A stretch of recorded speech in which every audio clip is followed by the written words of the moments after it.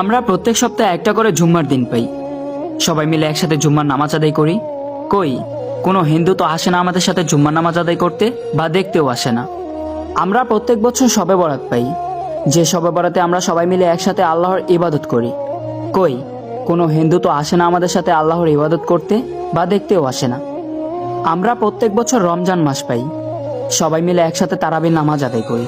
কই কোনো হিন্দু তো আসে না আমাদের সাথে তারাবির নামাজ আদায় করতে, বা দেখতেও আসে না। আমরা প্রত্যেক বছর 2টা করে ঈদ পাই। ঈদের দিন নতুন জামা পরি, ঈদগাহ মাঠে যাই, ঈদের নামাজ পড়ি, অনেক আনন্দ উল্লাস করি। কই কোনো তো হিন্দু আসে না, যে তারা কিভাবে ঈদের নামাজ পড়তেছে, আনন্দ উল্লাস করতেছে এগুলো দেখতে। কিন্তু আমরা কেমন হতভাগা মুসলিম, যারা কিনা নিজের পকেটের টাকা খরচ করে যায় হিন্দুদের পূজা দেখতে। বাহ।